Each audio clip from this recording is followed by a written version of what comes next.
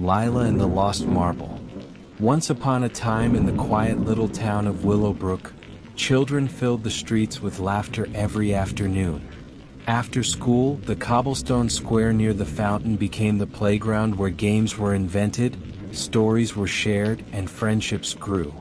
Among the children was Lila, a bright-eyed girl with curly brown hair that bounced when she ran. She owned a little blue drawstring bag filled with her collection of marbles. Each marble was special to her. A swirly green one that looked like a forest, a shiny silver one that caught the sunlight like a mirror, and a pair of twins, two marbles that were nearly identical, except for one tiny bubble inside. But her favorite marble of all was a golden one. It wasn't real gold, of course, but it shimmered as if sunlight lived inside it. On the bottom, Lila had carefully carved a tiny star with her father's pocket knife, making it unique. Every day, Lila challenged her best friend Ben to marble matches in the park. Ben was a cheerful boy with freckles across his nose and a laugh that could be heard from one end of the square to the other. "Careful, Lila," Ben teased one afternoon as they crouched in the grass. "If you put that golden marble in the ring, I'm going to win it for sure." "You'll have to catch it first," Lila said with a grin. She flicked her finger and the golden marble rolled forward, glinting under the sun. The two friends played until the bell from the town clock tower struck 5. Just as Lila was about to pack up, her golden marble rolled away, bouncing across the stone path. "Wait!" she shouted, chasing after it. But the marble rolled faster, tumbling down a slope toward the park bushes. Ben joined the chase, both of them crawling through the grass and searching under the benches. They searched and searched, but the golden marble was nowhere to be found. "Maybe someone will find it tomorrow," Ben said gently. "Don't worry, Lila." But Lila did worry. That golden marble wasn't just her favorite, it was her lucky marble. The next morning, Lila dragged her feet to school.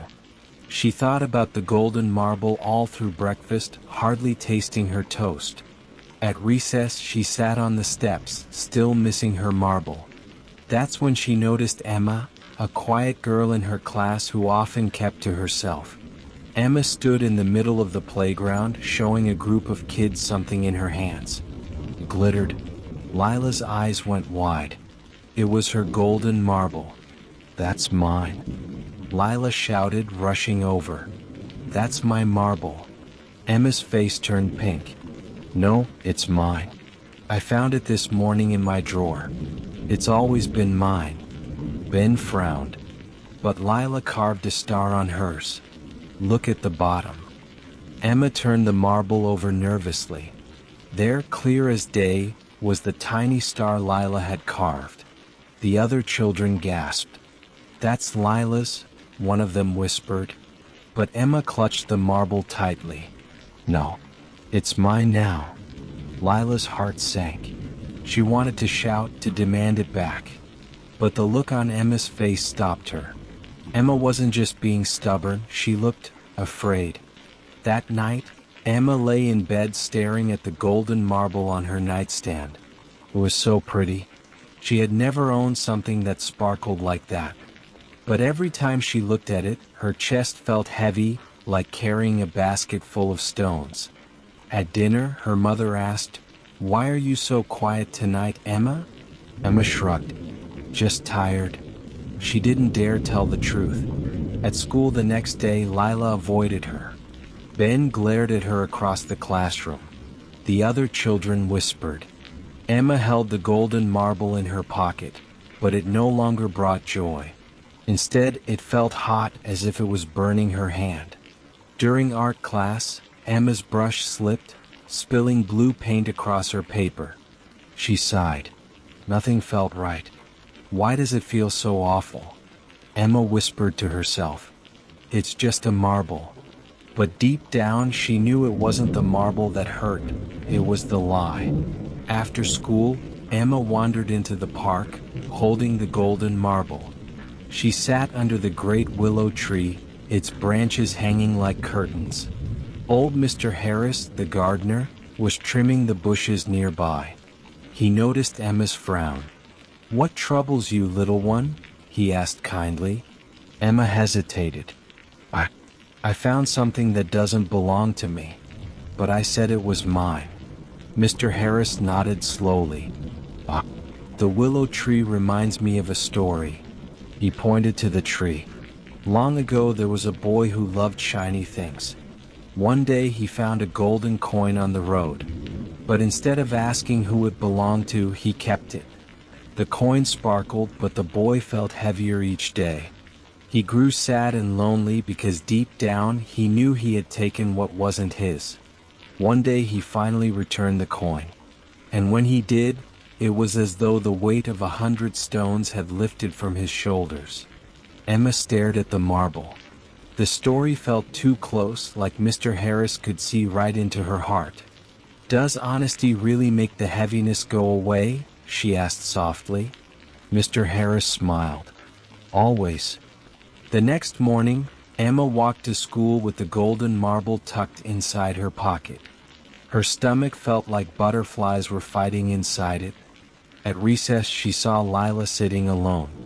Lila's blue marble bag was in her lap, but it looked emptier without the golden marble inside. Emma's hands shook as she walked over. "Lila," she whispered. Lila looked up, her eyes wary. Emma held out the marble. "It's yours. I'm sorry. I found it in the park, but I wanted it for myself. So I lied." Lila blinked in surprise. She hadn't expected Emma to return it. "I shouldn't have taken it," Emma continued. "It made me feel terrible inside. Please forgive me." Lila took the marble gently.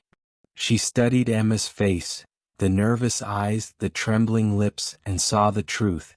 Emma really was sorry. "Thank you for being honest," Lila said softly. "That means more to me than the marble." Emma let out a breath she didn't know she'd been holding. For the first time in days, the heaviness in her chest was gone. She felt light, almost like she could fly. From that day on, things changed. Lila and Emma began to talk. At first it was just about marbles, but soon they laughed together, sharing stories and jokes. Ben was cautious at first, but when he saw how much happier Emma looked, he joined in too. One sunny afternoon, Lila did something that surprised everyone. She took out the golden marble and handed it to Emma. "You can use it in today's game," Lila said. Emma's eyes widened. "Really? After what I did?" Lila nodded. "Because you told the truth. And friends trust each other." Emma beamed. She placed the marble in the ring, flicked it with her finger, and laughed as it knocked another marble aside. It wasn't just about marbles anymore. It was about something stronger, honesty and friendship.